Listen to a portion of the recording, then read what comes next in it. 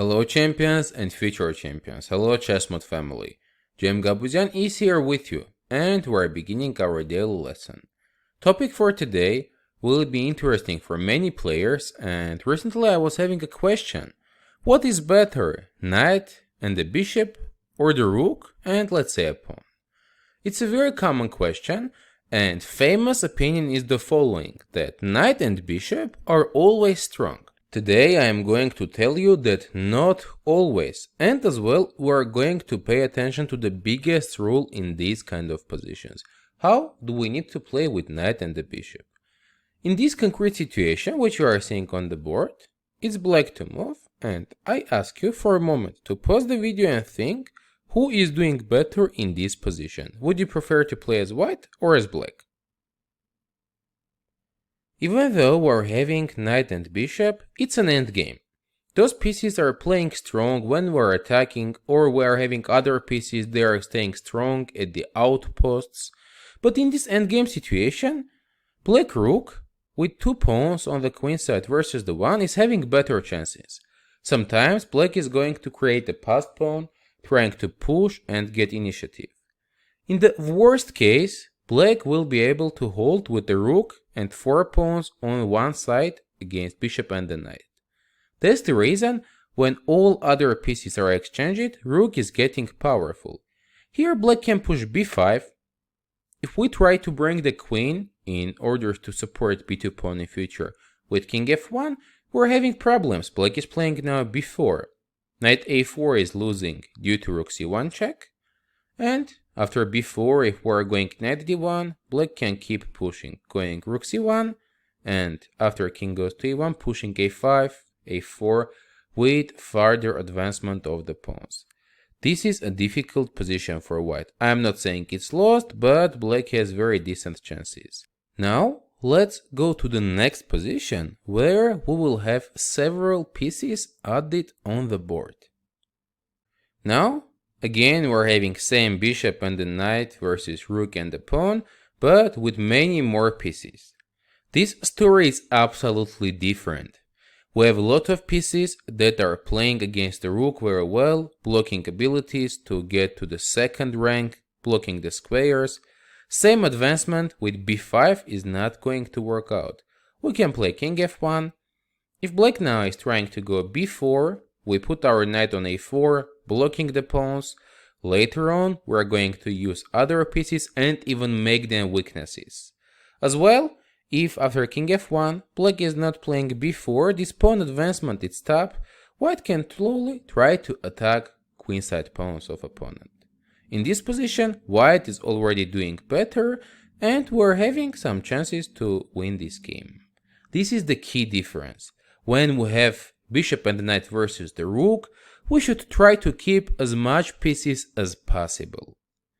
In the next position, you will see brighter example and will understand this idea better.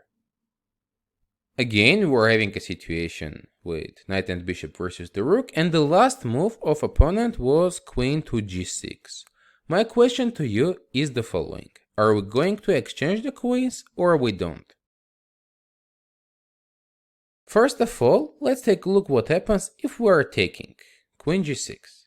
Black now takes back, and after some move like bishop g5, trying to bring it into the game, black can go rook a8, trying to play with b4, a3, again creating a passed pawn, maybe push the c pawn as well, creating connected passed pawns, and ignoring the weakness of the king side, black is going to the other side, pushing the pawns and getting a huge game.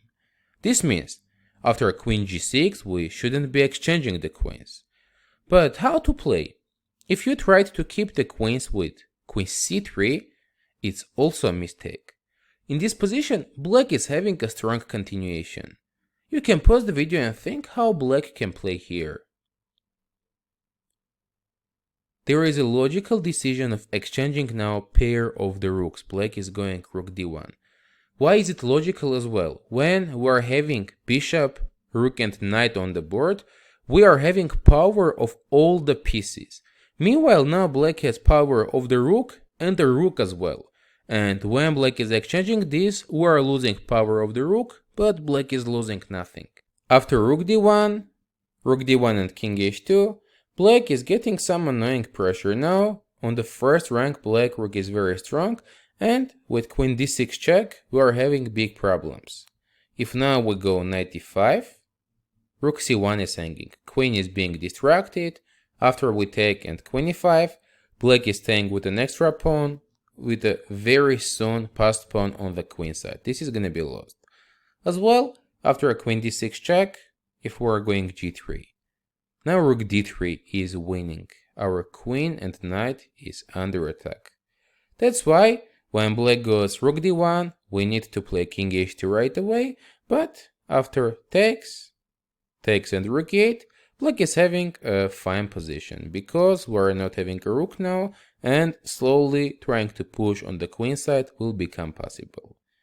All of this is what we're not supposed to do for white. At the beginning, white can play queen to f2, and now white is going to be much better.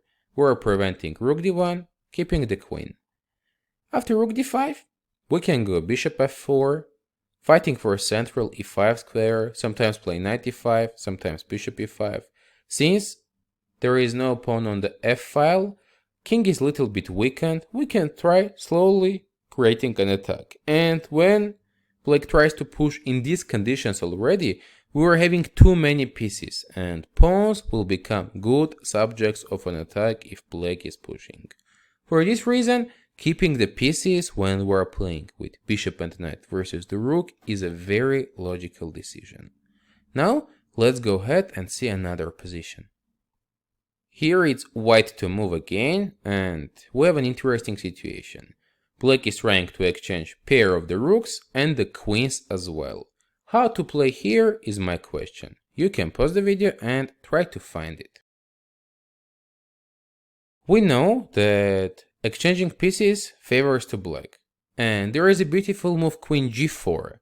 The thing is, we're still leaving rook on d file, but now we're threatening queen g7 checkmate, and that's why black cannot be taking on d2. Black can here play f6 move, as it's happening in the game. And another question, is bishop f6 a good decision here or it's not? Because now if black takes, the rook on d7 will be hanging.